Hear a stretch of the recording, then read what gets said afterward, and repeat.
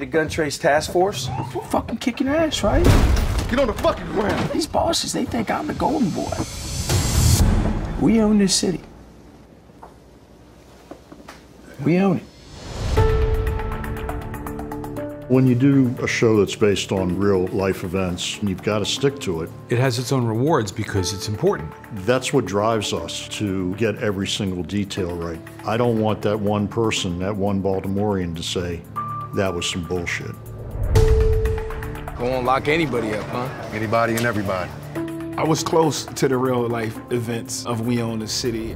My friends, people I grew up with, there's so many stories. Gondo stole this, Wayne Jenkins did that. Daniel Herschel actually stole money from me.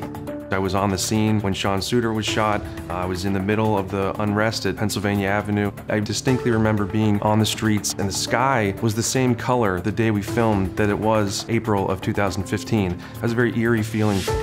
A lot of our extras and supporting artists were there telling us what it felt like. Driver, show me your hands! How do you take something that's real and make it work for a series? Anytime you're dealing with 300 extras on set, it can be challenging, especially during COVID and time with testing and masks. I don't know of anyone who fosters a sense of positivity and creativity on set as well as Ray does. What's the shit the movie assholes say? Fucking action. Some scenes were based on transcripts or like based on footage that they got from phone calls. And so it was very important for us as actors to say them verbatim. John Bernthal at one point called someone dum-dum. Hey, dum-dum, never swing on a cop. And that was from a body camera video. Our fight coordinator took us through the specifics of doing a raid. Go! Police! Go, go, go! They taught us the gaucho movements in terms of how to squat and move as a unit, touching your partner, and he moves, you move. You move, you move. It's so strategic. Please, let me see your hands! In terms of preparation, it's a thorough process. You do all the research you can. I wanted to dive in as full as I could. I've gone on ride-alongs in every single district in the city. And this stunt team, their specialty is cars, so they took me through a whole course before we started. I've been in touch with Wayne himself. We've had phone conversations from prison. As actors, you know, I think we're all fascinated with the idea of playing a real person. But the opportunity to actually meet the person that you're playing is kind of mind-blowing. I'm Erica Jensen with the FBI. And I mentioned to Erica, what was your relationship like with John Zaraki? And she said we got along like gangbusters, which was great to hear because when I met Don Harvey, him and I got along like gangbusters. Are we having fun or what? What's going on, sir? How is your life in danger? Everyone life in danger, man. It's Baltimore. You know what? That's a good fucking answer. I like that. You know, I like you, man. There was an ease of filming here that can only come from the years that we spent here before and the friendships made. We've had people who were on the wire as teenagers, or they wandered onto the set from the neighborhoods that we were shooting in and are now way up in these departments, or in some cases running departments. You know, the accent, it wasn't something that I was nervous about doing because I have this accent in my bones. You know what the Baltimore cops who don't have complaints are doing every day? No. They sure as hell ain't policing. The idea that I could get to play one of the 6 in the gun trace task force who actually was from Baltimore. Being from Baltimore myself, that meant something to me. I took a little bit more responsibility. I really enjoyed the city. There is so much warmth in the way that people greet you, and I mean, I don't think I've been invited to so many people's houses for dinner. I love these people. I love this town. There's a culture to this city and a culture to this set. It's unlike anything I've ever seen in 20 years of doing this. You got an eye, dog. That's some serious police work, man.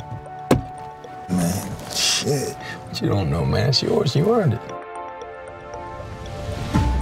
We tried to film mostly in the locations where the incidents occurred. The biggest example is the death of Sean Suiter. He walked these blocks. This is where he stood. You know, this was his first post. This was his last post. There was a lot of discussion in the writer's room about those competing theories about Sean Suiter's death. They had a huge report detailing everything that had happened. So we orchestrated almost to a T from the reports that were there. Doing this kind of work, it feels right. But working drugs, that wasn't my finest hour. Police! The real challenging scenes to shoot were anytime we essentially had to violate black people. You know, I've been arrested for no reason a few times. So being on the other side of that was difficult to square. Day in, day out, sending young black men to prison. We've built this machine. This is what we want. Then the Freddie Grays are what we get. I would say the most challenging scene was the aftermath of the uprising. We were depicting events that were traumatizing for the city. And so, yeah, a lot of thought went into how do we do this in the most careful way. We had a lot of counselors for anyone who was struggling. We tried to be as respectful as humanly possible and working within these spaces. It goes beyond the filmmaking process. You are completely immersed in a situation that feels real and feels authentic to you because you have lived it before. Jenkins didn't invent anything. This shit been going on for a long while. We're sort of at a crossroads in this country where we are trying to sort of redefine and reestablish what policing is. I truly think that this is one of those pieces of art that has the power to create change. It genuinely takes a village. Every single person that is involved in the process of making this. None of this is possible without them. I love the fact that everybody gets together to make this, and everybody's important, you know, all the pieces matter.